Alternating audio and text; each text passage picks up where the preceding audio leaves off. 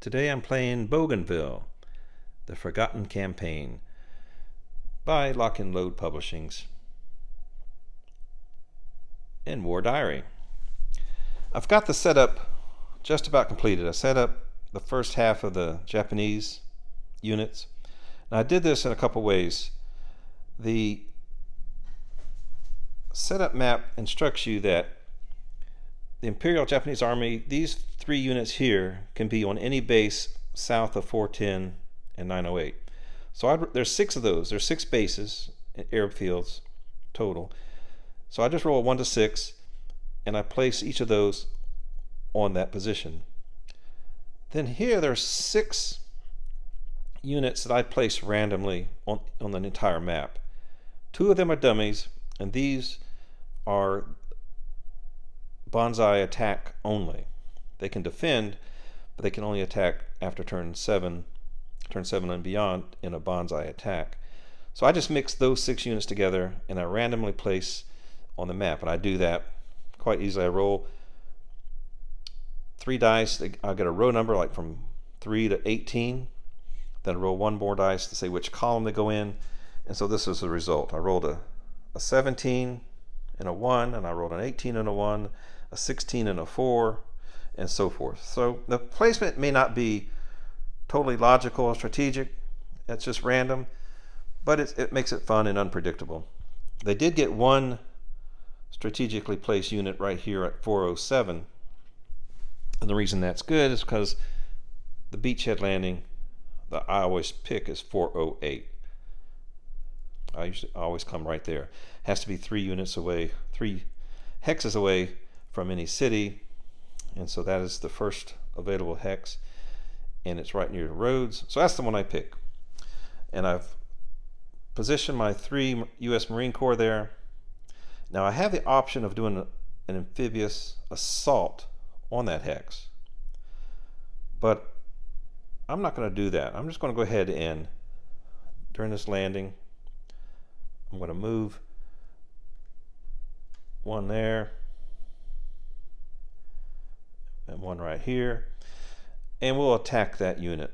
This is my movement, and the way my convention is after I move them, because there's actually two phases of the movement. There's a move, attack, and then there's a final move. So after my first move, I turn them a little to askew, and then I do the attack, and then when I finish the movement, I'll put them back that way. Okay, so let's see. I'm going to have these 2 units attack that. Now, it could be a dummy. Let's see what we got going here. No, it's not a dummy. It's a 3-2. All right, so I have 2 6-3s, and here's how the attack works. I'm not going to go detail all these rules and so forth. I'll cover them as they come up, but there are plenty of good videos out there. Well, there's a couple anyway. So 6 and 6 is 12. I'm attacking a 3. So that's 4 to 1. Now they're in heavy jungle, so that's a shift. So it makes it 3 to 1. I don't see any other modifiers. So a 3 to 1. I look at the table. I roll a 2. 3 to 1, and a 2 is DR, and DR is Defender Retreats. Now, if it was an important location for them, they could suffer a step loss and a fatigue, but they're not that concerned. They're just going to retreat 1 hex. So we'll just back them up the road a bit, like so. Now, whenever you attack, whether it be Allied or Japanese, you get a fatigue marker. So I'll put 1 there and 1 there. The fatigue marker, and if they were to a later turn attack with still had the fatigue on it, they'd lose 1 off their die roll. Okay, there's not much going on the first turn. The Marines are about all there is. They landed. Now, because they did retreat, I can advance. So I would go ahead and advance this one here. That would be part of the attack resolution. All right, so these guys, they're not going to go anywhere else. Now, during their next movement phase, each of those are going to build a fortification. So let me grab the fortifications for these guys. Put one there. Put one there.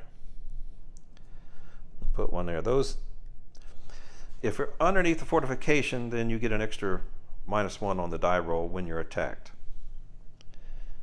The defense will go there. So that's it for turn 1. And the now that's the U.S. Marine Corps turn 1. Now we go to the Japanese turn 1, and it starts off first. They have a supply roll. So that kind of varies. I don't know exactly how much supply they get. So I'll roll the die. I get a 3. The supply roll says I get 2 units. They start with 1. So if they get 2 more, puts them at 3. So now they have 3 supply. They can use supply to build fortresses, to recover from fatigue, and so forth. And one thing they can also do at the end of their turn is they can build this road. This road right here is partial. They can go ahead and complete this trail all the way up to here. If they wanted to. It costs a supply point, and that will turn this trail, which is 1.5 movement points, into a 1 movement point. So if they were thinking that, and they do have quite a few units down here, so it might be a good idea. They wanted this higher speed access to the beachhead, they might want to do that. And I very well might do it. That you do it at the end of your turn if you decide to do it. Okay, so back to setting up. There's the second half of the Japanese setup. Turn 1 are these units here. Now this first one says any amphibious landing, any eligible hex. Now there are 4 ports. There's 1, 2, 3, and that's the second one. The third one, then there's one way down here at the bottom. So what I usually do is roll a 6-sided die. 1 to be at the top, then 2 and 3 will be at the 604, 4 and 5 will be at Kieta, and 6 be at the bottom. And I rolled a 6, which is not a terrible bad strategy, because when it comes down to it near the end of the game, this port down here is worth 2 victory points. So having a little extra defense down there may come in handy. Now this is a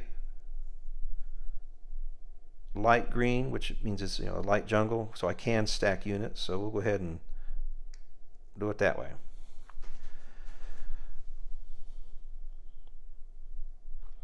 Now this is any Japanese port.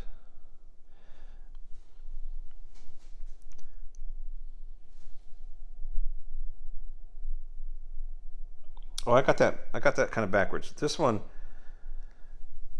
that first one is any amphibious landing hex. This is the Japanese port. So that was the one I meant to put down here. This any amphibious landing hex, I use the same process I did with the setting up earlier. I'll roll 3 6-sided, and it's a 10. So I'll put that in row 10. 1, 2, 3, 4, 5, 6, 7, 8, 9, 10. Well, that is not available, but I'm going to put it right here. Now, one advantage for doing that is, I'm not sure if it's a good strategy or not, but you get a victory point for attacking the U.S. Marine Corps. Now they already have a unit right here that could do the attack, so together they can attack, or I could have them each attack separately, and that would be a coordinated attack, which is another point. So actually they'll be able to score 3 points potentially. They'll attack during turn 1, that's 1 point. Attack the USMC, that's 2 points. And if they both attack, that's a 3rd point. So we'll see. Then these units right here, they can go in either 200 or 604. Now 200 is way at the north point of the map. I don't see much advantage putting units up there. Now there is a road that can bring them back down. Basically what I do is I roll for each one. If it's 1 or 2, I go to 200. 3 through 6, I'll put it 604. So the first one will go to near the top. The next one near the bottom. So the next two go near the bottom. So these two are not in the bottom, but at 604. So I'll put both of these at 604.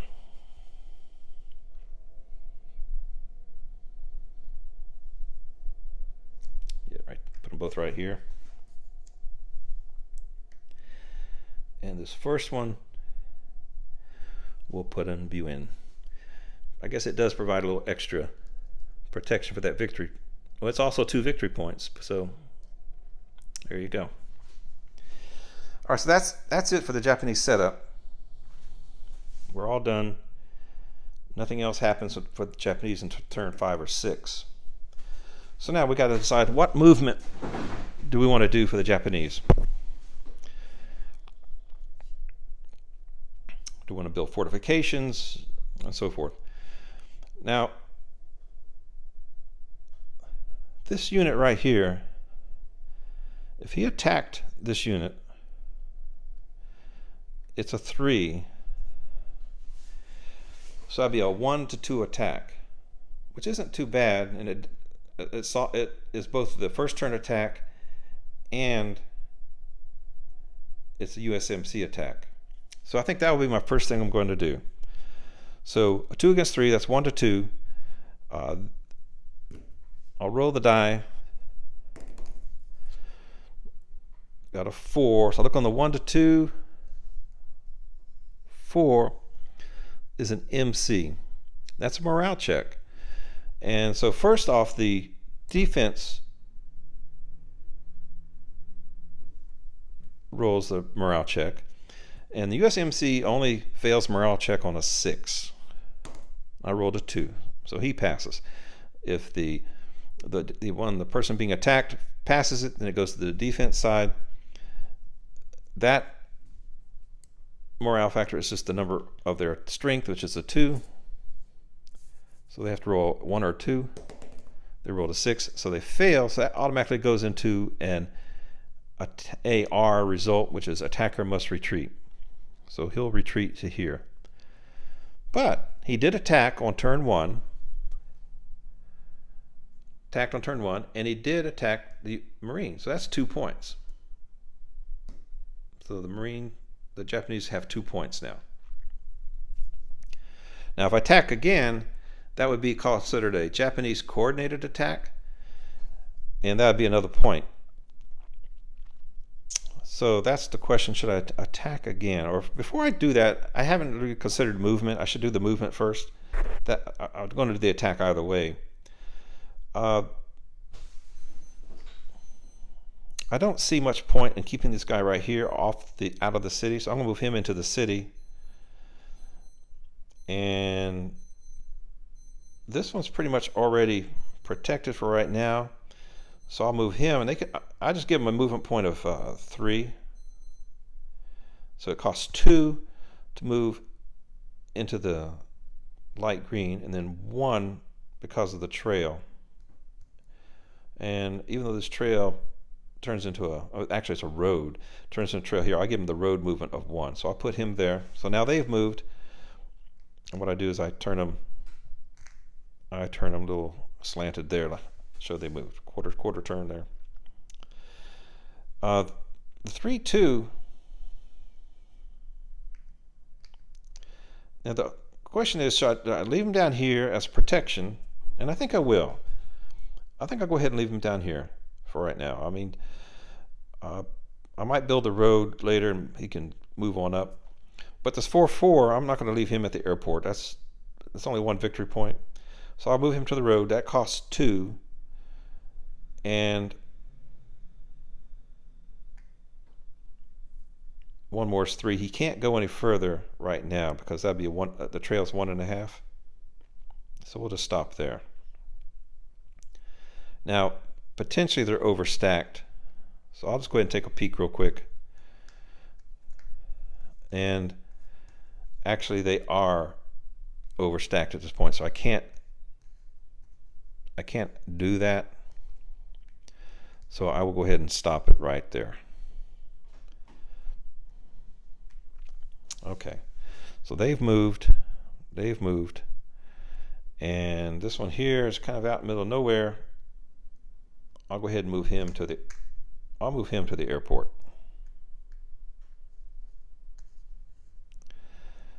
Again, I only do that because later they'll fatigue if they're not at one of these supply points, which are airports and cities. Now this guy here, a 4-4, both of these are very strong, and as they move into the jungle, they can only stack one. So I think what I'm going to do is go ahead and move them toward the beachhead as far as they can go, which isn't far, because that's 1.5, 1.5. And I'll just move here because he can't stack on here, because that, again, you can only have one unit unless it has white on this second digit here, because that indicates that they are perhaps a mortar or some other, I guess, smaller size unit, and they can stack up. All right, so I got this one here, and I don't know what it is, but I'm just going to let it stay there for now. Okay, we know what we're going to do with this one. He's attacking. I think I'm going to... This one cannot attack because the white attack factor, the white strength, means he can only attack after turn 7 and maybe a bonsai attack. So he needs to move. So he can move. They can always move one, but that's 1.5. I'll just move him right there. Move him back toward the city. All right, so I have a couple here. This mortar, the mortar is very handy to have near the action. So I'm going to go ahead and move him down here so he can take part in some attacks later. And same with this one here, this 4, attack strength 3, movement factor 4. I'm going to move him also, and so he can get all the way to this location here, because that's 1/2 plus 1/2, 1.5, 1/2 is 3, and he can move to there. And the mortar will be just trailing behind him. The mortar can only move 2 movement points, so he can only move the 1. These guys up here, I'm going to leave them for defense. The attack strength of 2's not much. If I need to move them down later, I might be able to use a barge movement, which you can do once per game. The Japanese can move some of the units from there to another port, kind of like a surprise attack. But I'll just leave them there and holding, I guess you say. This guy, there's no point leaving him there. We know he can't attack until turn 7. And I think I'm just going to start moving him directly across the map. It'll take him a couple turns, but he should make it in time. So I'll just move him 1. I'll just move him right there for now. Okay, so that's all the movement. Then I would do the attack, which I've already done. He attacked from here and he retreated. There are no more attacks I can do. So it's time to do the secondary movement. I'm going to move this one. Full movement points is 4. Now the secondary movement, you have to be on a road if you want to move, or use your minimum movement, which minimum movement is basically just 1 hex. It doesn't make a whole lot of difference, but this one cannot, these can't attack, I'm sorry. No, they're staying down here. Actually, I'll go ahead and move them up, and the reason I want to move them up is they can help defend this one here. I can stack 2 of them together. This one here, move up 1.5.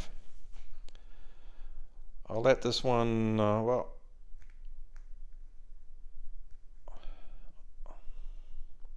just leave him there, and I'll move this one, the headquarters. No, I think I'll leave him there. I'll move this hidden one here just to cover that victory point. Now back to the forces coming in from the east. Now he can move 3, but that would put him right up against the units there. I don't see any benefit of doing that right now, because they can always move in and attack. When they're ready to attack, they can move in at that time. So I'll just move them to that minimum there. And again, they can't stack up, but he will follow in behind a little bit. And this one will go ahead and move into the city. So that's everybody on the south side of the map that I want to move has moved. We'll just continue his trek across the jungle there. Just like before, I don't want to... Well, he can't attack anyway, so I'm just going to move him to the airport. I'll move him... This is the artillery, which can be used in support. I'll move him down south 1 hex. All right, so that's it. Everybody's moved. Now, do I want to build the road? I got three supply points. Do I want to build the road? Well, they've already moved up half of it. I'm not going to build the road. I'm going to save my supply point. And let's go on to turn 2. Now, at the beginning of turn 2, a couple things can happen. One, the beachhead can now be an airfield. It's now the airfield. I have to choose if I want to use air support, close air support, as an attack or defense benefit, or do I want to reduce their supply? Well, I want to reduce their supply. When they roll their die to get supply each turn, now they're going to have to subtract 1 from it because I'm interdicting their supply route a little bit. Because now this is turn 2. You can see that we did turn 1. There is nothing for turn 3 here, and there's nothing until turn 5 or 6 here. So basically we just continue on with the same procedure as before. So the question is, do I want to attack? Oh, I did forget one thing. Last time he attacked, this unit attacked 2-4. He was here, he backed up 1, and there's no benefit for him hanging out at that location. So as his second movement, I will go ahead and move him here. Let him back up a little bit. Okay, so now back to the Marine Corps.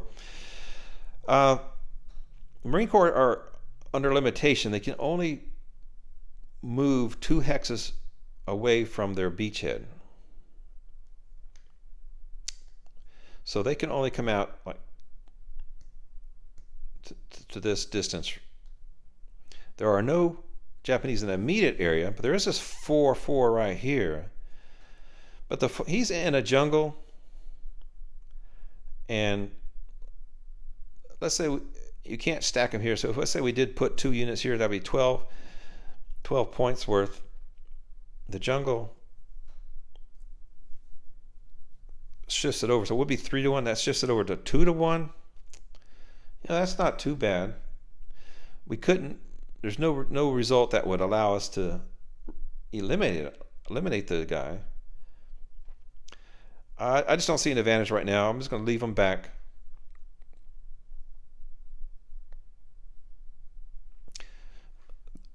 The 2-2 or the 2-4 are more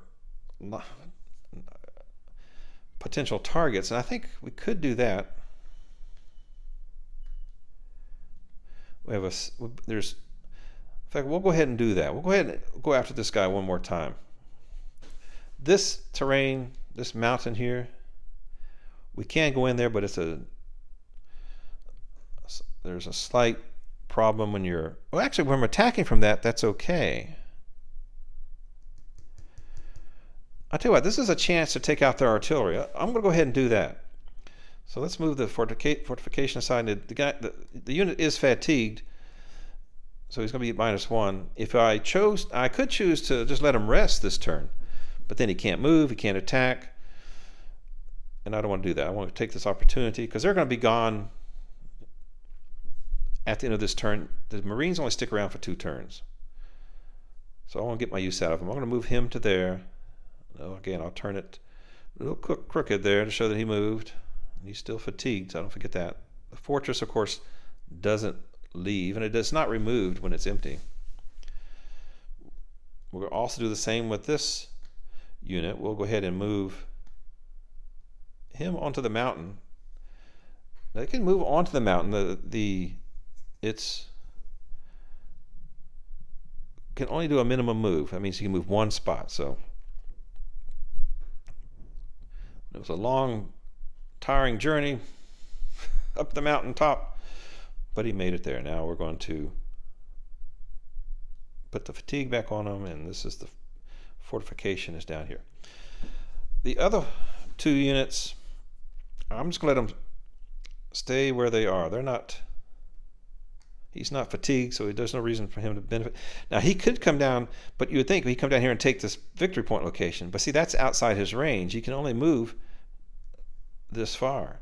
He cannot move into that location. Now, if he was here and attacked a unit there and caused that unit to retreat, his advance after attack, he could, at that point, take it. But right now, he's just going to stay put. We'll go straight into the battle for this artillery unit, which I probably did a bad choice to let the artillery hang out all alone.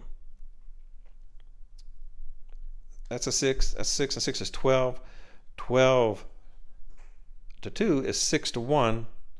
The highest you can have is 5 to 1. He's in heavy terrain, so that's going to move it to 4 to 1. They're fatigued, so that's going to subtract 1 from the die. So it's a 4 to 1, and we're subtracting 1 from the die. So let's go ahead and give that a go. 4. So that'd be a 3 DR. So the artillery kind of gets a break. He retreats. He's not going to make a valiant stand. He's just going to retreat. These were already fatigued. Both units were already fatigued. They don't get a second fatigue marker. They just stay fatigued. Now, as far as their movement phase, the second movement, I'll move them back underneath their fortresses. So basically they went out, they rousted the artillery, and then they came back. They hoped to have taken out their artillery, but that did not happen. So that's the end of the Marines' turn. So let's go to the Japanese turn. Down here, we'll go to turn 2 for the Japanese. Now, at the beginning of their turn, they get to roll a supply. The supply is being interdicted, so they have to subtract 1 from their roll. 5 minus 1 is 4. The 4 means they gain 2 units. They already had 2. Excuse me. They had 3, so now they go to 5. Also, I forgot to move the Americans. The Allies, because they did the beachhead on turn 1, they got 7 victory points just for the landing. It wasn't an assault. If they did the assault, they get 5 points. So right off the bat, after end of turn 1, beginning of turn 2, they get 7 points. So you would think, well, 7 to 2, they're doing really well. But you got to remember, the Japanese control all 8 victory point locations. So in a sense, it's 7 to 10. And the Japanese are not done yet collecting some more of their objective points. They can get up to 5 points. Okay, so the Japanese turn. What would be a good strategy for them? Now they get no points, no victory points for attacking the U.S. Marine Corps a second time. The only way they can score a point is if they brought in the artillery and attack the base. They can't make it that fast. The artillery only moves 1 per hex, so there is no advantage right now for objective point wise to attack the Marines. Now, if they thought they could weaken them, but that's just not going to happen. So what the Japanese are going to do this turn, they're just going to position themselves more defensively, maybe encircle the Marines, because when the U.S. Army comes in on turn 3, there's opportunity to score some more points. If they get some more units in there, they can do a coordinated attack, they can attack the Army, that's 2 more points. Maybe they can also then move in the artillery and attack the beachhead at that point, and that would be 3 points. That would give them their 5 points. So they would actually be 5 plus their 8, it would actually be 7-13. Optimal score for the Japanese is 5 points. Now, if they happen to take out one of the Marines or the Army units, or the Australian, I believe the Australian also, that's an extra point. But right now, they just want to start moving in, continue their moving in, kind of encircling and preparing for one of their attacks. Now, these two units here, they cannot attack until turn 7, but they can defend. Now, that's not a really strong defense, but for now we'll move them in. And the reason I say it's not strong, they're just 2 and 2 is 4. They can only have 2 units in there, but they can add a fort to it, so it makes it not a bad defense. We'll go ahead and move him.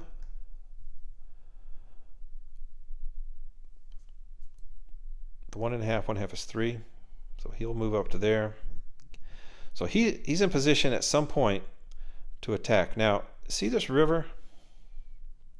This is a bad location to attack from, because the river causes a shift to the left. It is really annoying. Now, what I didn't do, I think, earlier is when I attacked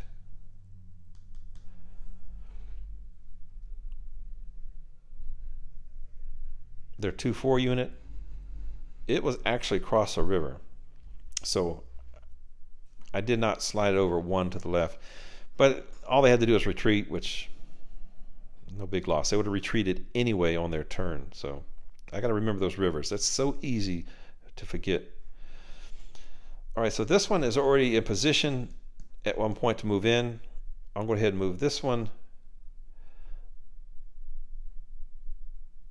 This 3-4 unit, we'll move him over here. So now together they can do either attack together or 2 separate attacks. So we'll mark him as moved. I like where he is. I like where all these are, so I'm not going to move them. The artillery, he has to be careful because he got rousted a moment ago. Let's see, he could move back to here, but then he's making himself available again. Let's just go ahead and bring him along this route here. Maybe, we'll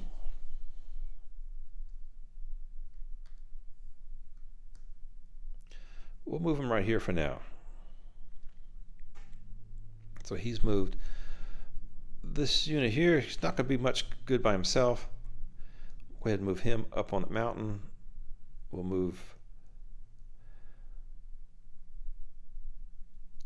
You see that second digit's a white digit? That means he can be stacked, so we're okay moving him here. He can stack along with this 2-4. I'm going to leave those there for now. Again, I'm saving those that could use some barge movement later in the game if I need to, or if I choose to. All right, so that's it. I'm not going to move this unit. For the second movement phase, I will go ahead and spend another supply point, or a supply point, bring that down to 4, and I'll put a fortification on top of there. This one, I like where he is right now.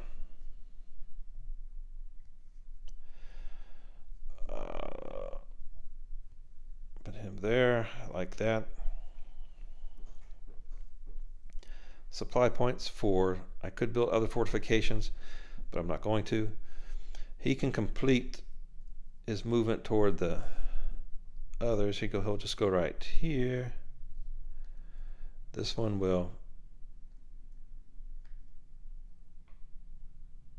stay there. We'll move him. I think we'll move them both toward the city. So that should be it. Everybody has moved. So now we're going to go to turn 3.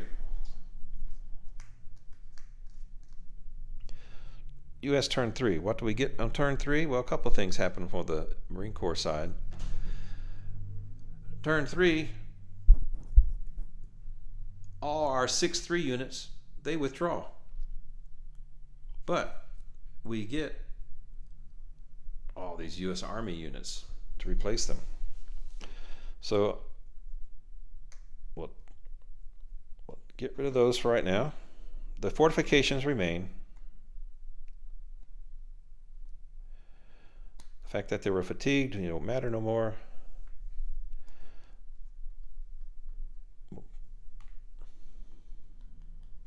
Get rid of the fatigue markers. Okay.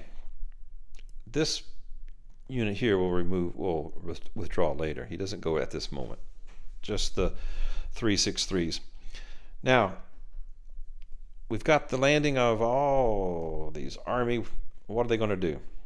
Well, again, they could only attack within 2 hexes. So potentially these units here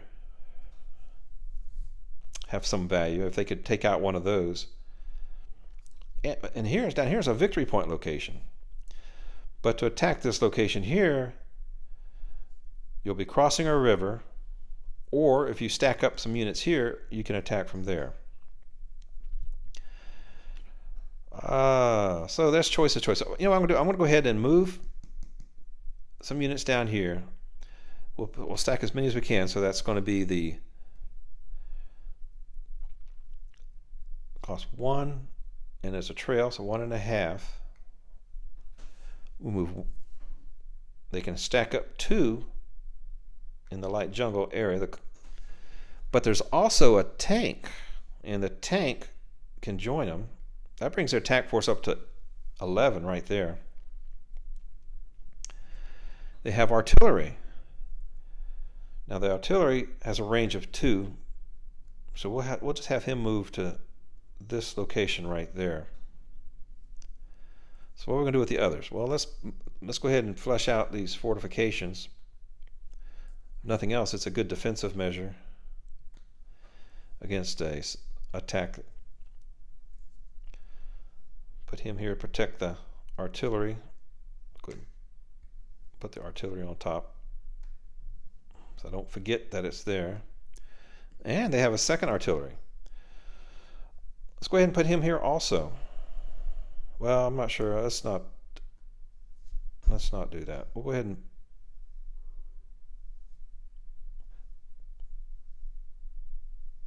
put him down there. I'm not sure you can stack 2 artilleries in the same hex. Actually, yeah, you can. I believe you can at this point, since there's only one other unit in there.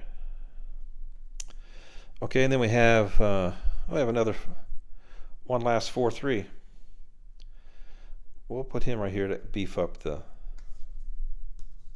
No, he cannot go there because he can only have 1 unit in the jungle. Let's see. 1 unit in that jungle, Okay, so what we're going to do, we are going to go ahead and move the artillery there. We'll go ahead and stack 2 of these with 1 artillery right here.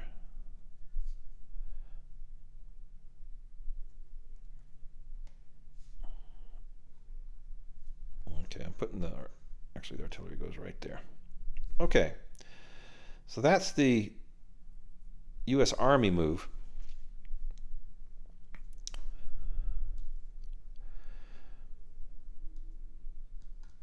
These 3 are under fortifications. These 3 have moved out. They're within the 2 hexes. They're going to go ahead and attack. They have a choice. They can attack this unit here. Strength of 4, because in here, these might be hidden. No, there's a 2. Well, it would have been hidden to them. But they're going to attack this victory point location right now. So their total strength is they got 11. They have 11 plus the 2 artillery. So that's 11 plus 4 is 15. 15 versus the 4 they have right here. 15 to 4. That's going to be, if they had 1 more point, it would have been 4 to 1, but that's 3 to 1. There's no river. It doesn't matter that the artillery is crossing the river, of course. So it's going to be a 3 to 1 attack, which isn't bad at all. with no other changes, no other modifications. That one went out the board. They rolled a 5. So 3-1 with a 5 is a DRL, which means they're going to retreat, and they take a step loss. Now, potentially they could take a second step loss, but they would lose. Oh no, they don't have the option to take a second step loss. So we'll back them up. Oh, excuse me, there is a modification. They were underneath the fort, so that 5 becomes a 4.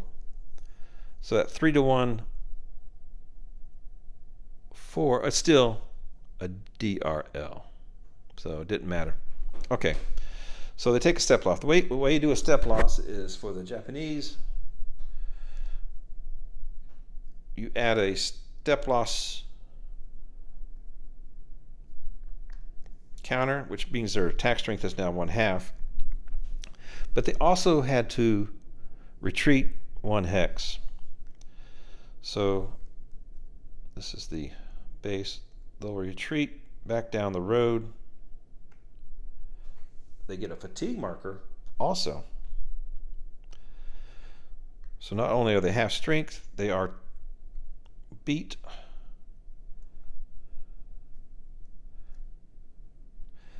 They both have the step loss, and both are fatigued. Okay, so now this is the only way that at this moment we can move out of our 2-zone hex. So question is, do we want to move all of our units there? I think we're going to go ahead and do that. But when we move into the fortification, it is removed. And these units can now move in. Plus, we've taken over a victory point location. So effectively, our score is now 8. We've got 7 for our landing and 1 for the victory point location. Japanese will have 3.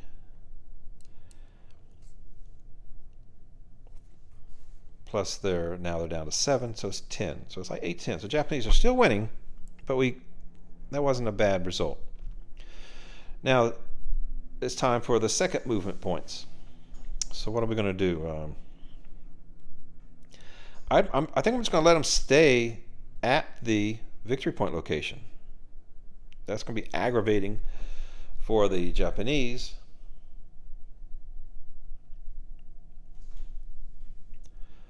But maybe they'll try to dislodge us and lose some more units.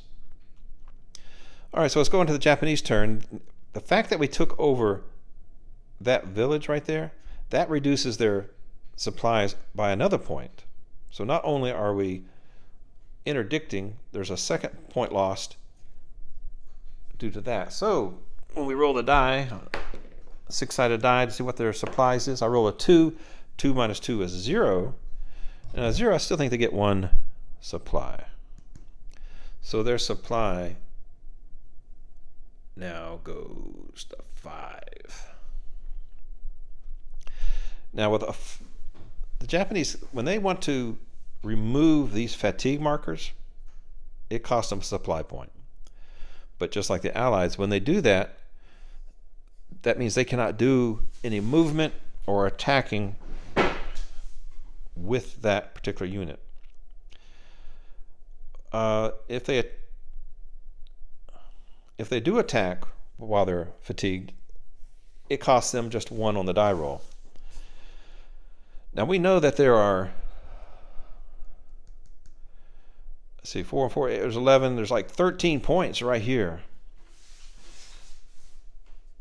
to attack. Best they can do is 4, because these two units in here, they can't attack anyway, because they have the attack strength is in white, so they cannot attack. So the best thing they can do, they could either retreat now and then potentially use supply to get rid of the fatigue later. I think I'm going to let them retreat now. So their movement points are 4, so they can retreat all the way back to what's 1.5, 3. They can retreat all the way back to here. Now, because of stacking limitations, I might need to back him up. So I'll go ahead and back him up to here. And this whole stack here, I'll retreat back. Well, not retreat, but I'm actually just going to move them back to this point here. That's their movement for turn 3. And that was his movement for turn 3. These folks down south here, they're not going to change. So that leaves us up here. We'll get a victory point for attacking the army, and we'll get a second victory point if we do 2 different attacks. Now, if we attack, we could potentially move this one here and attack, and they got 4, 6 points. So right off the bat, it's 1 to 2. We're going across the river. It's going to be 1 to 3. So it wouldn't be really, it would be an attack, but not only might we lose that unit, there's no chance of us doing any hardly damage to the U.S. It would satisfy the need to get 1 point, though, which is a value. Has some value to get that 1 point when you can. So the question is, what do we do? I think what we're going to do, this looks like the weakest point right here at this moment. Although it's not really, because this 2 can still is an artillery, and he can defend that one. So I know I want to attack. So here's what we're going to do. We're going to go ahead and move these 2 in.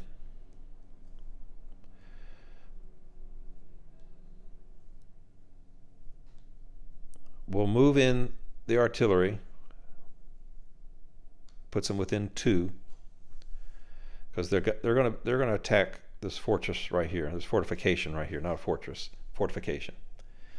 Similarly, this unit down here, he's positioned so he can attack here, not over a river. So he's just going to hang tight there, and he'll probably do that attack. Is there anything I do to help him? I don't. These retreated. No, we're going to let those guys retreat. He's really just, it's almost like a sacrificial attack. If he survives, great. We'll get the victory point. Victory point because it'll be a coordinated attack. We're attacking here and down here at the same time. So let's go back up to these guys here. They were making their way over to the city in preparation for where the supplies start running low. So they've moved. I'm not going to bother with these. Those have moved out. We do have this unit here, which could come in, I guess, as a reserve if we want to push this attack later. But for right now, let's just leave him there. Well, we'll put him in here to help protect the mortar. Okay, we'll do that. Okay, he won't be part of the attack, but he's just there as reserve and some defense. Okay, well, first let's get over this attack. This is pretty much a throwaway attack, but maybe soak up some artillery if they choose to use it. I dropped a unit on the floor. Okay, so we got 3, 4, and 4 is 8, plus the 3 is 11, plus the 2 is 13. I won't use the artillery. It's not needed. 4 to 13, that's already 1 to 3. It's not across, well, it doesn't matter if it's across the river now. 1 to 3 is 1 to 3. I can't go any lower than that. I roll the dice. Hey, rolled a 6. A 1 to 3 and a 6 is a morale check. Only a 6 would have had any potential at all, but now the morale check is those units have to roll on a 6-sided die, And for the this is the Army. The Army is slightly different. The Army will fail on a 1, will fail on a 5 or 6. Right, so if I roll a 5 or 6, it's a failure. A 1. Oh, so they pass. The attacking force is a 4, and they rolled a 5. So they have to retreat, which they were more than happy to do anyway. So we'll just retreat them here. So no effect other than I did 1 attack of the 2 attacks needed to get the coordinated attack bonus. And they attacked the U.S. Army, so that's actually a point there. I'll go ahead and I'll take that point right now. They're at 3. Now let's do this other attack. We have 4 and 3 is 7. We have a artillery makes 9. 9 to 4 is a 2 to 1. There's no river. They are in a fortification. That's going to subtract 1. So a 2 to 1 minus 1. And I rolled a 1. That's good rolls and bad rolls. So 2 to 1, 0 is the attacker retreat. So no big deal. We'll happily retreat. We still got our victory point.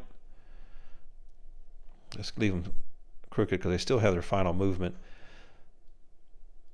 Now the artillery, he was just support. He doesn't need to retreat. All right, so we got our new point. So out of these potential points, we did a turn 1 counterattack. We attacked the USMC. We attacked the Army. We did the coordinated attack. What we haven't done yet is bombarding the beachhead.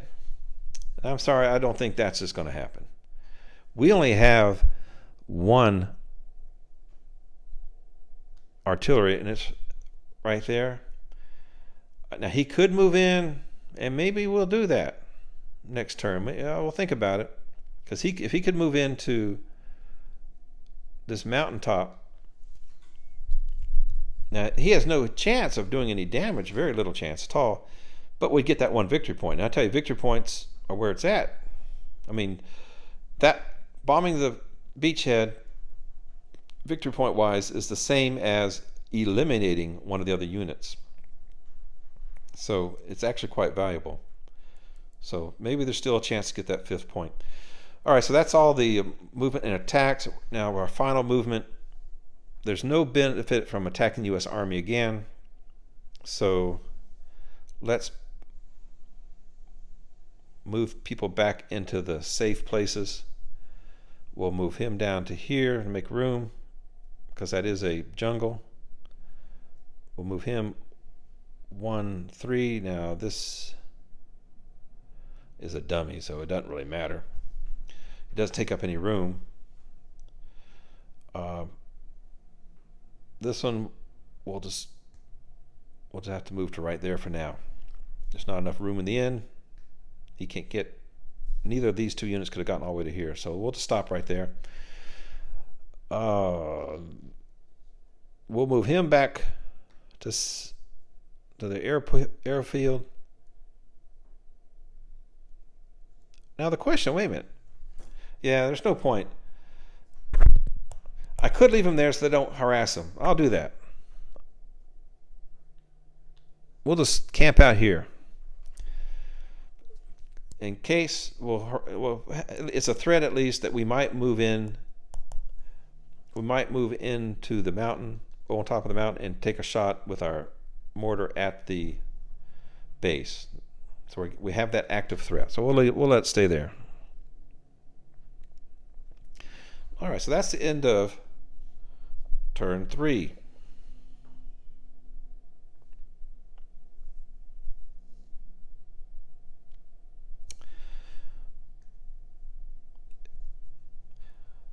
I still have this one here. 1 second. I still have his movement to consider.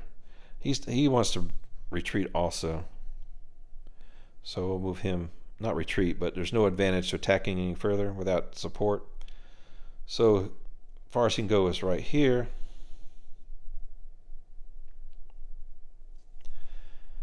unless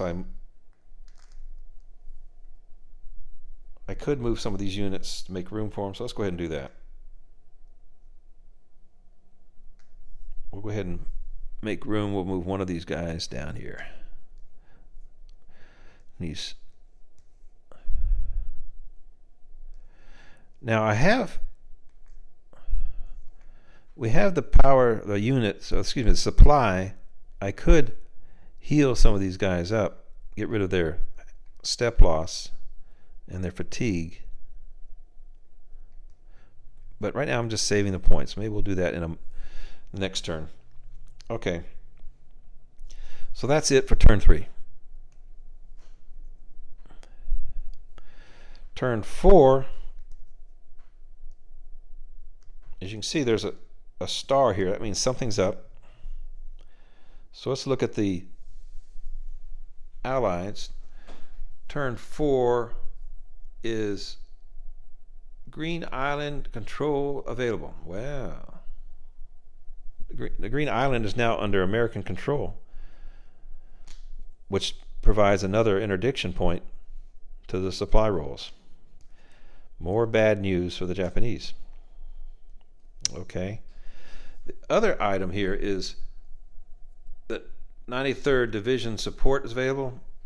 So if we got in a pinch and we needed extra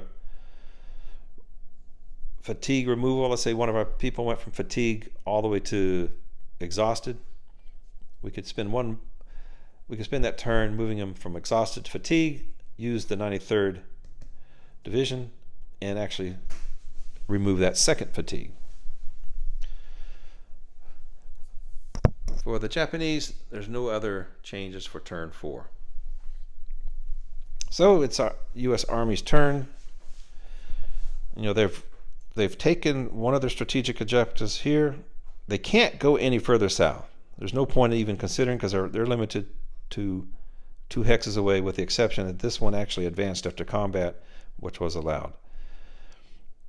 So there's nothing in the immediate area. Now, last time they went after the artillery on that mountain. Well, they moved up the mountain. They went after the artillery. They could move here, but 2 of them would be 8. If they move both artillery, well, one artillery is down here down south, so that can't get there. So that'd be 10, which might be all they need, because it'd be a 2-to-1 attack. 2-to-1 in the jungle makes it a 1-to-1. And a 1-to-1 attack, even if they rolled a 6, the best they can roll, is just going to, it might drop them a step loss, but it really isn't going to solve much. And to do that, they would get tired. Did I forget to set fatigue markers?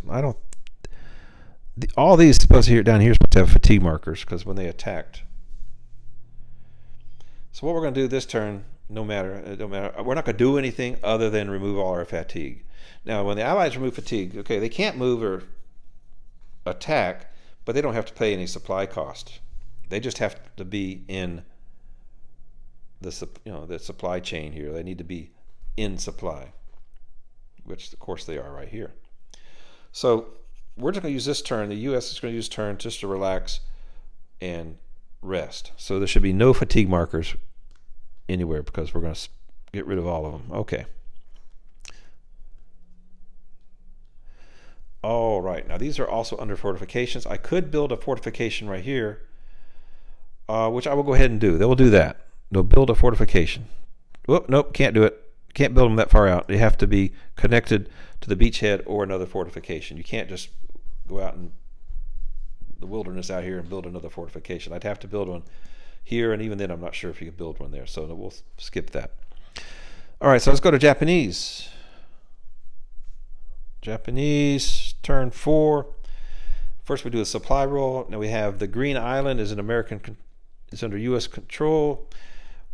Americans continue, the Allies continue to interdict, so that's -2. And now we've taken this village. That's a 3rd point, so they're -3. You can see all that right here. Green Island, air interdiction, and a farm, -3. So, putting a damper in their supply for Indeed. Oh, they rolled a 6 though. A 6 minus 3 is 3, so they still get 2 supply. That brings them up to 7. Now 6 is their maximum. They can have 7 at the moment, but they have to use 1. They use it, or they're going to lose it. Well, right off, we're going to go ahead and have them use it. We're going to go down here and let them get rid of some of these fatigues. We'll get rid of 1 here. We'll repair this one. That's 2.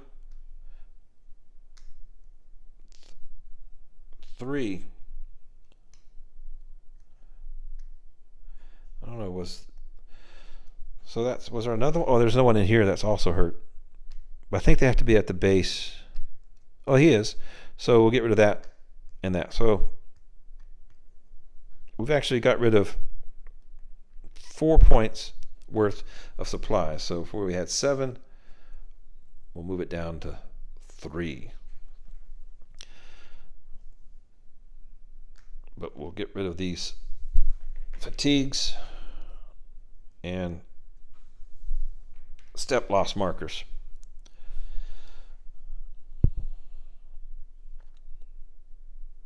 Okay.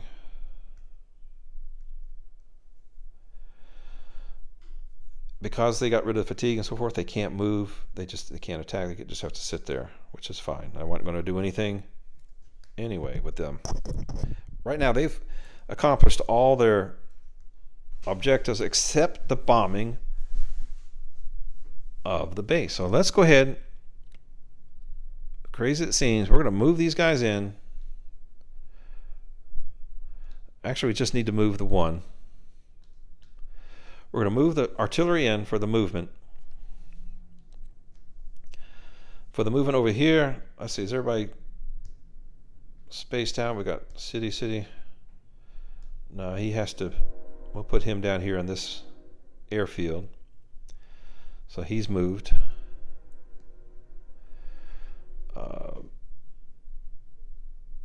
After the artillery attacks, he's going to bounce back here, and we'll leave him there to defend. He's taking care of the airport right now. All right, so we'll go ahead and go, and that was the movement. We're not doing anything up north.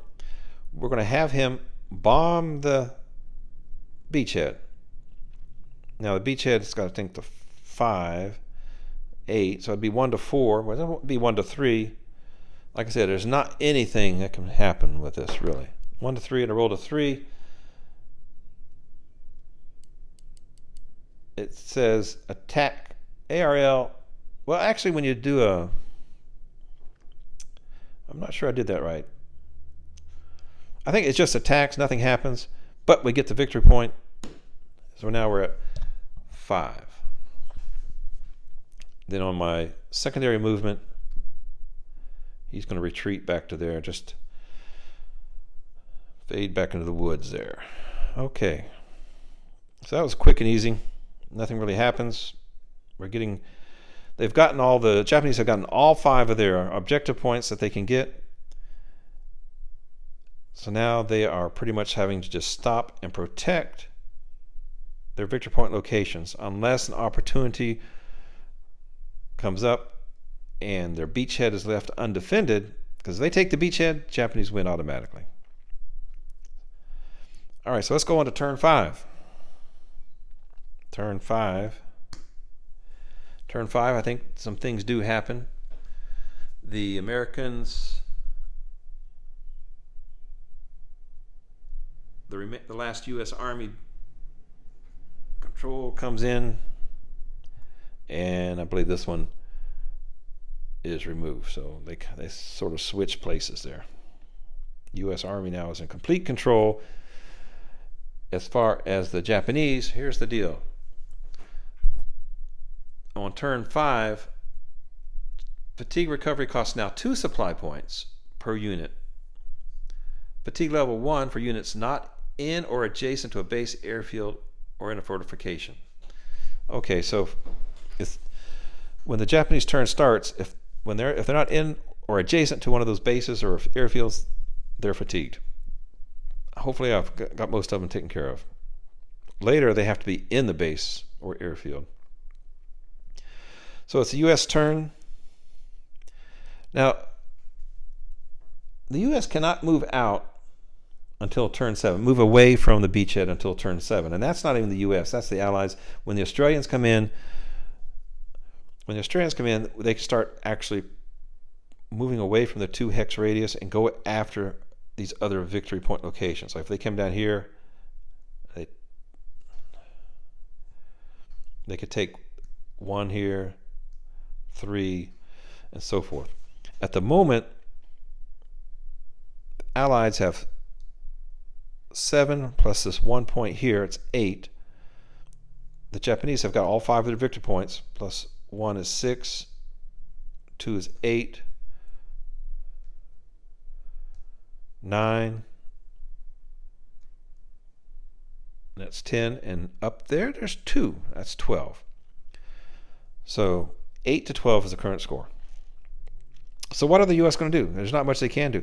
They could go, like I said, they could have gone after that one before, and not much has changed.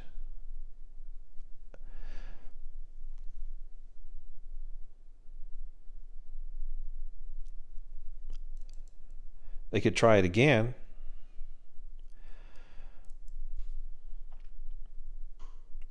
If they went and moved out, it'd be 8, it'd be 1 to 1 again. It'd be a low probability. There's really no advantage in doing it. So it's like they just need to bide their time until the Australians get there. And they just hold the beachhead until the Australians get there. So they could build some more fortresses, but they're all under those fortresses. I mean, they could move out, let's say, to here. On the next turn, build another fortress. I mean, we could do that just to show you how that works, or just it actually has some value. Let's go ahead and bring one of those out to there on the first movement.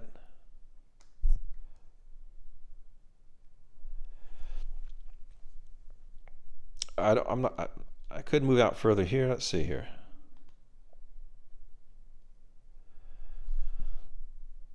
Well, let's just go ahead and move this one out. So now they're 2 hexes away, which is the maximum. And on the second movement phase, they'll build the fortresses.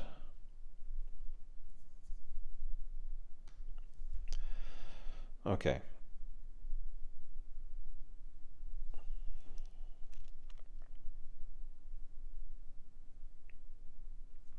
And this one's already got a fortress there.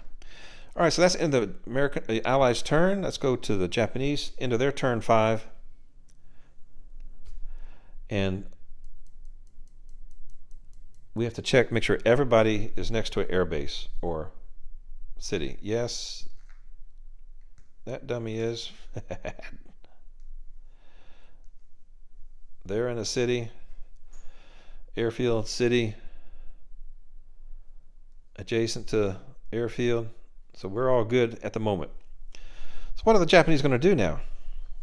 Again, there's no victory point objectives in attacking the U.S. They've done all they can. So really, their goal now...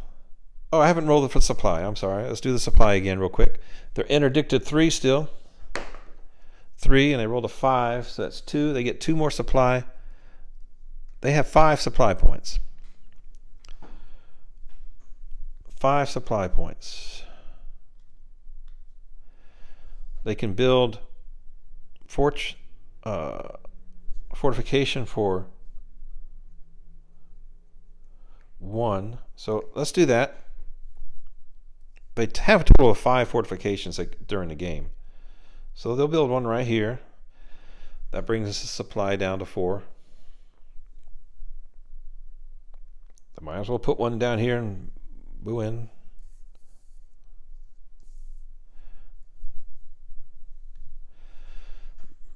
Now supply is down to 3. Let's see here. Why not? This victory point location, they'll cover that. Supply points down to 2. And okay. Here's the last one. Supply points 1. Okay. That may actually be advantageous when the Australians start coming in and attacking some of these victory point locations. Other than that, I think the Japanese are done. Let's go on to turn 6. Turn 6. There's no star, so nothing happens. So we might just breeze through this. The U.S. Army has pushed out a little bit. They've got fortifications manned here. They got this fortification manned here. Here, that one's empty, but don't matter. They got artillery right here. Potentially, I guess they could leave it there because it's supporting this unit here. They could build a fortification here. Do they have any fortifications left? They got one left. All right, so we'll build one right there.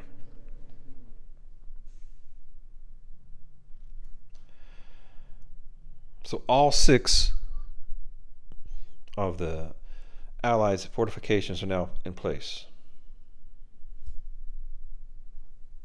Or am I missing one? Let's see. It don't matter. All right, so now let's move on to Japanese turn 6, which just like the last turn,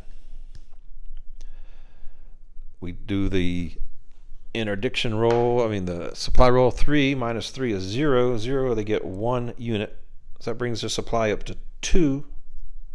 They have no more fortifications. They have no fatigued units. It's like everybody's just waiting for the big battle to occur. So let's see if there's anything we can do to make things better. This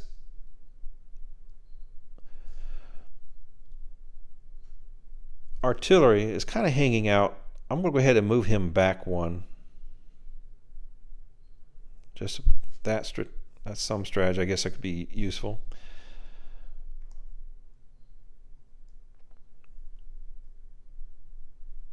We got 2 units here.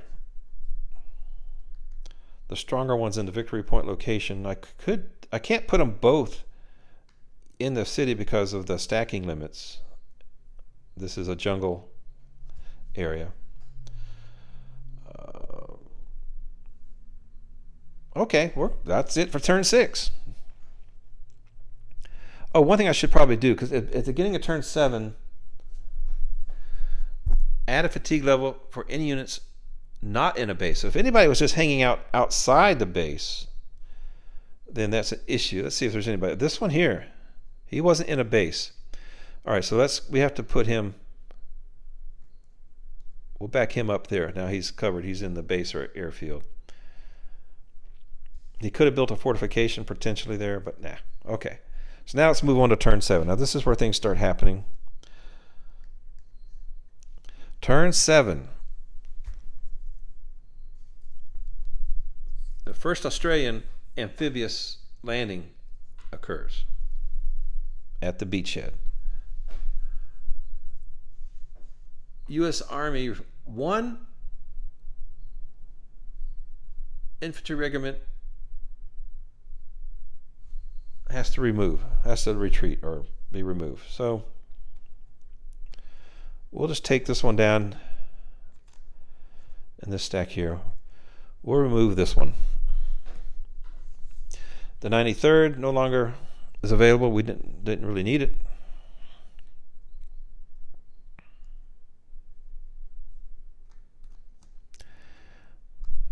Oh, there's that other fortification. Yeah, we didn't actually use all our 6. But anyway. So the Australians have arrived, the first unit. So what are we going to do? Well, the Australians are the only ones now that can move out beyond 2 hex. So the question is, where do they want to go? There's a path of very little resistance up there. we could 1, 2, 3, 4. It would take 3 turns. We could attack, and that's worth 2 points. Now, by himself, he's not going to go very far. He needs support. I mean, a 4. He'll need a little more than that. So for right now, let's just move him right there, just to get him off the beachhead.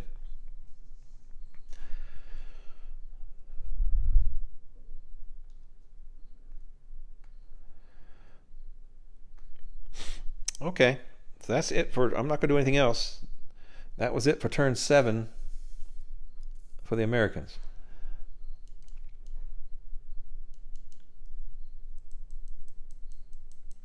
Now, just at one minor point, any beachhead movement, it doesn't cost anything. So they can move anywhere in this vicinity. All these things are basically free movement. So if I was to go to here, and then to here, that costs 0, 0, and the basic cost there is 3 because it's jungle. So that's some advantage that when the main force of the Australians come in, they can quickly fan out in any direction. Let's go to the Japanese turn 7. The Japanese turn 7, so here's the deal here. Bonsai attacks are allowed. We don't get that bonus for counterattack anymore. We already done. We got all 5 of our points. Now, exhausted units cannot recover. Step losses can no longer be recovered. And like I said before, any fatigue, any unit not in a city or base or airfield or fortress is going to lose a point. Not lose a point, will gain a fatigue. So, time is running out for the Japanese. Let's do their supply roll. Everything's -3. They rolled a 1. -3 is 0 supply. So their supply remains at 2. Now, one thing also about 2, those units with white attack strength, that means they can attack after turn 7, but only 2 of them can attack, because each attack, the way I read the rules, and it's not clear at all, but each attack using a bonsai attack costs a supply. So I can basically two units with white attack strength can attack this turn. So my thought is this: the Japanese are going to basically, they're trying to right now is defend. If they can isolate, or if they find an isolated allied unit that they can pick off, well, that's worth a point. Like this one here, 4 points. Now to be able to amass, basically have to get like 12 points, because 12 divided by 4 is 3, and they're in a jungle. That's going to be 2 to 1. Now a bonsai attack does get some bonuses, but if they can hold on to their units that they already have, their victory point locations, right now they're winning. The Allies have 7 plus the 1 point for the city is 8, and the Japanese have the 5 and then the 7 additional ones is 12. So right now it's 8 to 12 Japanese favor. So if they went after a allied unit and they actually beat it, well, they score a point. So it'd be like 8-13. But in doing that, they may leave a victory point location, which the Allies, or actually the Australians now, could come in and remove. And plus, every time you attack, you'll get fatigued, and pretty soon that is going to be a major issue, because the supply to recover from fatigue is 2. If they get a second fatigue, they go to exhausted, and you cannot recover from exhausted. So I'm not going to have the Japanese do anything. I'm just going to look at their defense, which I've already looked at before. I'm going to leave it the way it is, and we're going to go on to turn 8. Turn 8 is the rest of the Australians come into play. one other thing, if the Japanese did come in and start attacking, trying to remove our fortifications, the fortifications now can benefit from the 5-point beachhead.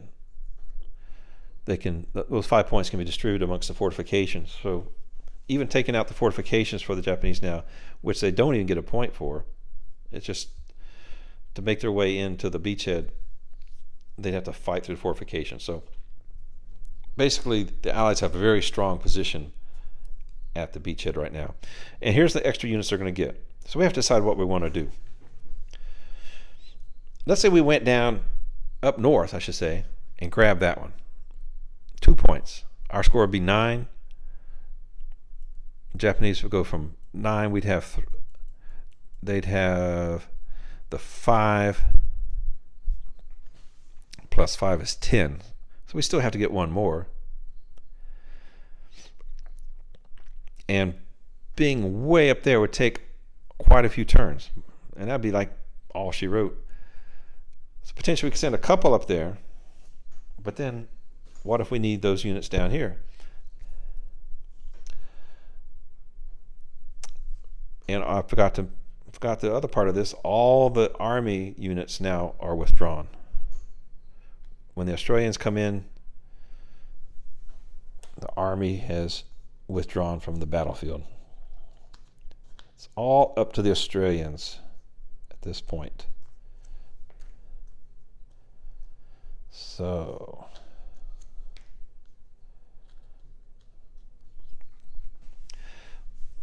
not much to work on. If they came down here, there's a point there and 2 points there. That's 3.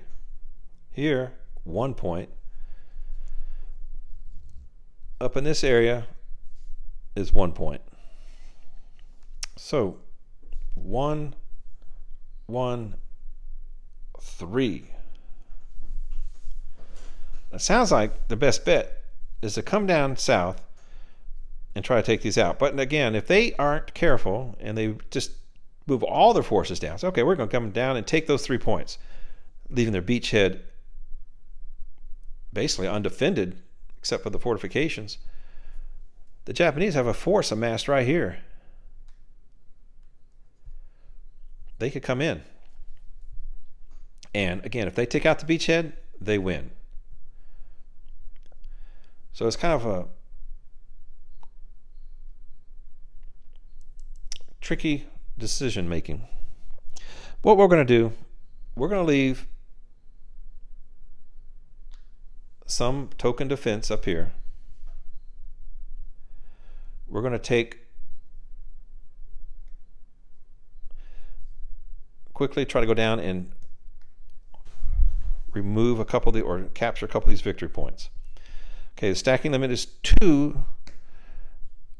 These are free. They cost 0. That's 1.5. As long as we're on the trail, that's 1.5. So that's one move. There's the second one. We're out in the light jungle, so we can stack 2. We'll take a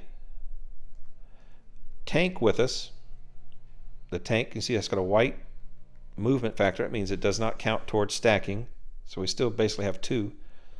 And the same as our artillery unit. So there's our attack force. We're going to depend on them to come down here and take the 3 more points. We do have this one extra unit here. We're going to leave up as part of our defense. We got an area here and not so much here, although they could come in pretty quick. So that's our first movement. Actually, the artillery can't get that far. They can only move 2. So they had to stop there. Again, free. These cost 0 movement points. This is 1.5. All right, so let's go to our second. There's not much point. Well, we couldn't get there anyway. So let's go ahead and go to the next maximum point, which is right there. That's 3 points away. 1/2. Actually, if we just moved across, it's same difference. We'll move the artillery. In fact, we'll go ahead and move the artillery there. I'm not so sure. If we moved it there, then they're kind of vulnerable. We can move them next turn before the attack, so we'll just keep them behind. I took the Allied control marker out of the town. Let's leave that there. Okay, so that was our movement. Got an attack force of 10 plus artillery is 12 coming down there. We're not going to change anything up here. We do have the opportunity. We do have that one extra fortification. We'll go ahead and build that other fortification right there. That's end of the U.S. turn 8. Let's go to the Japanese turn 8. Roll for supply. It's -3. They roll a 5. And -3 is 2. They get 2 more supply. Brings them up to 4. All the Japanese are on a city or airfield, so they're good. Actually, checking for the airfield and city, that comes before the supply, but no matter. What are the Japanese going to do? Can they attack anything? Is there any advantage to attacking? Can they potentially do anything with this 10-point force? No. They'd leave their base, they'd get fatigued, and they have to back up. So they're not going to do anything. So we're just going to wait. So let's go to turn 9. Things are coming into the head pretty soon. Turn 9. As far as the army, nothing happens. A couple more Australians arrive on turn 10, by the way. So let's go ahead and move on. We'll have these 3 here. They're going to go ahead and commence their attack. Whoop, not those 3. Now, unfortunately for the Allies, they will be attacking over a river. There's this, if they could, that river totally surrounds, unless they get to over here, but to get to there, it'd be 2, 4, they can't get there. So they're going to have to deal with the river. They move to there. He'll move there to support the attack. We're also going to flip our air support to no longer interdict. We're getting down to it where we want to put the hurt on the Japanese, get them out of these victory point locations.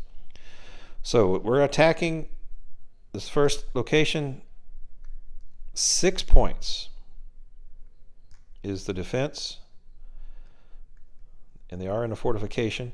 We had our 10 plus 2 is 12. 12 to 6 is 2 to 1. That's a nice number. At least but we're going over the river, so it's 1 to 1. And they have a -1 because of the fortification. We have a +1 because of the air support. Since we're using air support, we'll move it off so we don't try to use it later. So it's a 1 to 1. Here's a big roll, 1 to 1. If we roll a 6 or a 5, they have to retreat. 2. A 2 on 1 to 1 is the attack just stops right there, stopped cold. Okay. There's no point in moving them away. I'll move the artillery back 1 just to keep it in the background. We did not win the attack. I'm not changing.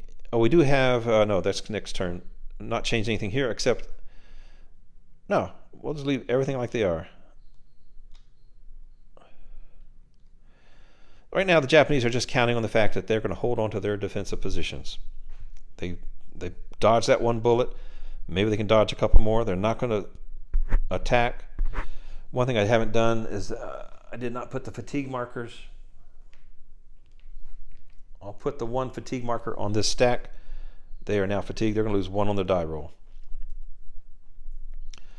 All right, so the Japanese, they start. They only have -2 because interdiction, because the air support is no longer hitting the farm. They rolled a 5. I think it was a 3, so they get 2 more supply. They're at full supply. They're at 6. Okay.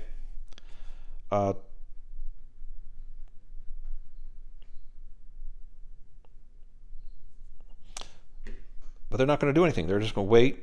They're not fatigued, so we're going on to turn 10. Turn 10 is where we get 2 more Australian units. Again, they come to the beachhead, and they're just going to protect.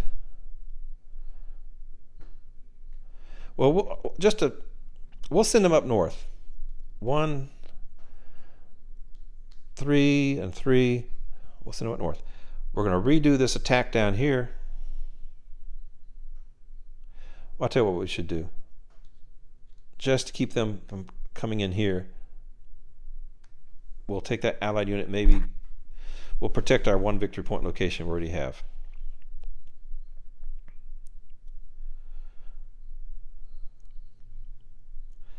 And then we'll do our second attack. It was 12-6 with no adjustments, but now we're fatigued. So now we have to actually have to lose 1. The question is, should we rest? Maybe we should go around. No, don't know time. 1-1 is just not good. But we still may dislodge them. So okay, we'll do it 1-1. 1-1 with a -1. I rolled a 6. So 1-1 with a 5 is a DRL. So that's some advantage because they're going to lose that. They have to retreat. We'll put the step loss on them and the fatigue marker. This is good. And we'll do the advance after combat. And we now have another victory point location. As far as our move, I'll tell you what we're going to do. How many points are going there? 4, 8. It doesn't matter. Well, it might. We could let some of these people not advance after combat, back them up, and let a secondary movement let these come in. All right, we'll do that.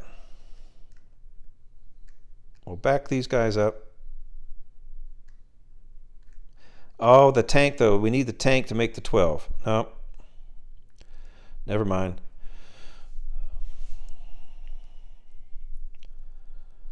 Okay. So it's end of turn 11. Turn 10, excuse me. The Japanese have not even attempted to go in to take this. Right now, the Japanese are hanging on by a thread.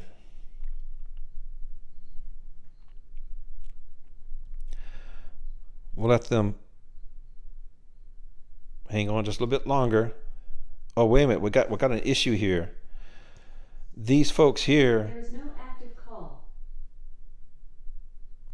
These here, if I leave them here, they take a step loss because they are. Oh no, they won't. They'll go to exhausted.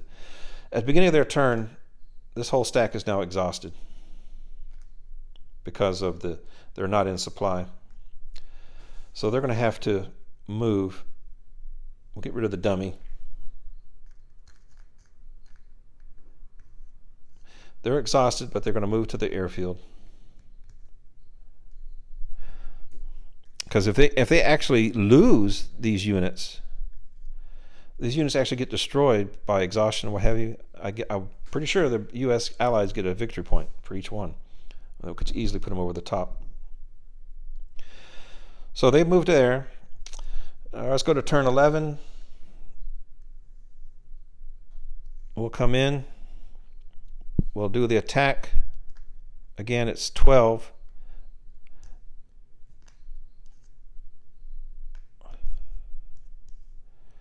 They can't have all these units here. So they're overstacked at the moment. So we'll just have to get rid of one of them.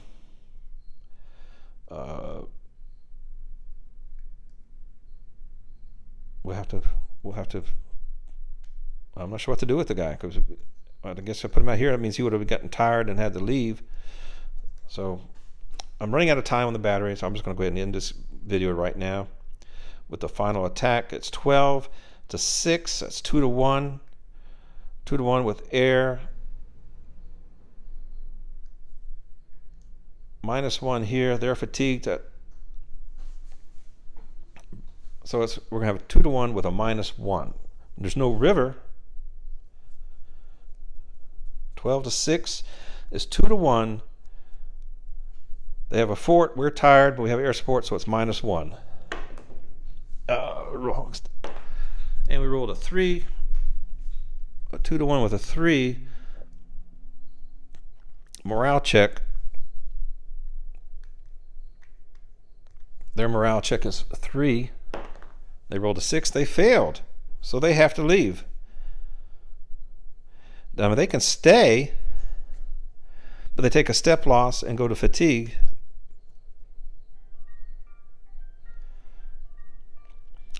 So I'll tell you what we'll do. We're going to. They leave, and we'll come in. I'm running out of battery. This video is about over. So let's say that's where it ended. So all said and done, we'll have. The Allies will have 2 victory points, 3 victory points, 7 for the landing. That's 10. The Japanese would have 5, 6, 7, 8, and 9. So all said and done, the U.S. or the Allied forces have won this by a whisker. Now, actually, if we played another turn, those Japanese were driven off. Some of them were fatigued, and they might have expired because they would have been outside the base, and we might have gained a couple more points. Well, that's it. That's Bougainville. Thank you for watching. Hope this helped you out in learning the rules. I know I made mistakes along the way. I had to interpret some things. My setup was random a little bit, which didn't help the Japanese. Maybe it did, maybe it didn't. But again, thanks very much. Bye-bye.